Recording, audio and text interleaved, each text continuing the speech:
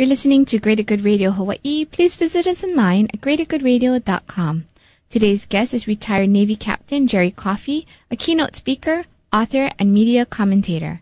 Captain Coffey was shot down while flying combat missions over North Vietnam. Much of his 7 years as a POW was spent in solitary confinement. His experience in the military has turned him into a celebrated inspirational speaker. For those of us who have obviously never been in this type of experience, can you maybe share with us an account or something there that helped you get through that hard time? Sure. One of the most unexpected advantages to that experience, and I use the term advantage, purposely, was a solitary confinement. Believe it or not, there was so much to be gained from being in solitary.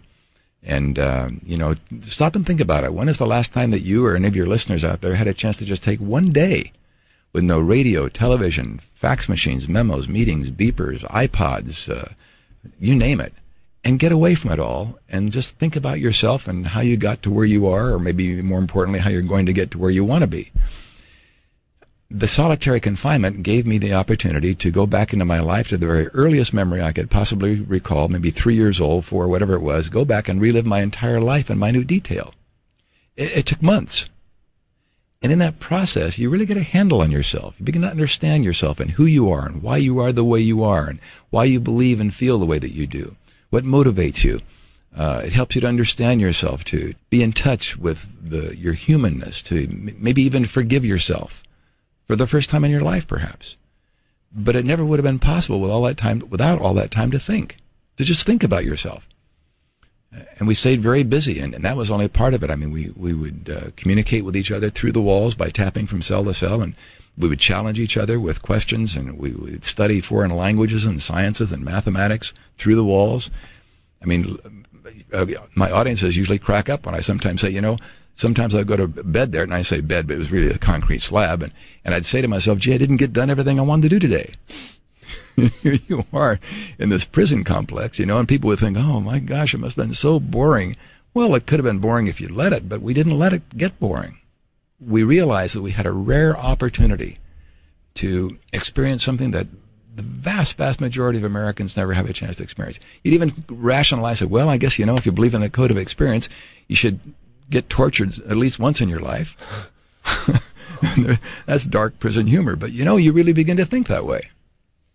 How were you able to keep such a good attitude? Because, a lot of people might just get captured and then be like, why me?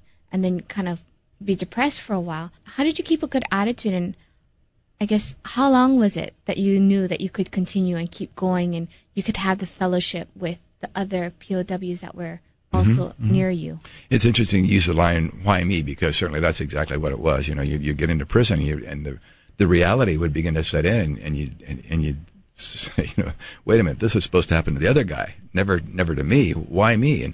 And the real turning point, Carrie, came when my prayers, and there were a lot of them, believe me, daily, and spiritual faith was one of the most significant aspects of my survival.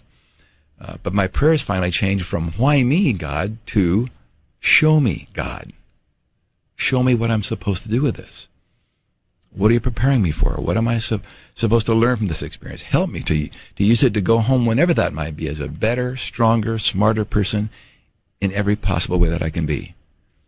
To go home as a better naval officer, to go home as a better Christian, to go home as a better American citizen, to go home as a better husband and father and friend to all my friends. Every possible way, help me to use this time productively.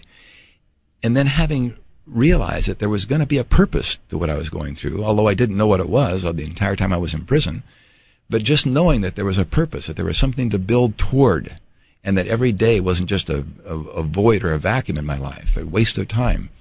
That made a huge difference. And that turning point was when I realized that there was going to be a purpose to what I was going through. How did you know you were going home? Oh, I never did. But, every time I'd go to sleep at night, the last thing I would think is, well, that's one day closer, whenever it is. When you folks were able to communicate with each other, I guess you had talked about tapping and through code and things like that. Was there ever a time, I guess at the beginning, where you tried to figure out, how can I escape this? How can I get out? And what can we do together to be stronger, although we're apart? Well, the communication system that we used by tapping on the walls allowed us to be strong. In fact, our little 3-word motto was unity over self. Unity over self, which of course is a team motto or a family motto or a corporate motto. It has, infinite application. But to maintain that unity, we knew we had to communicate. And by tapping on the walls, we stayed in touch, and the senior officers who we followed in accordance with our military code of conduct were able to pass out policy and give orders, and we could help each other. We could console one another, encourage one another, pass the time together.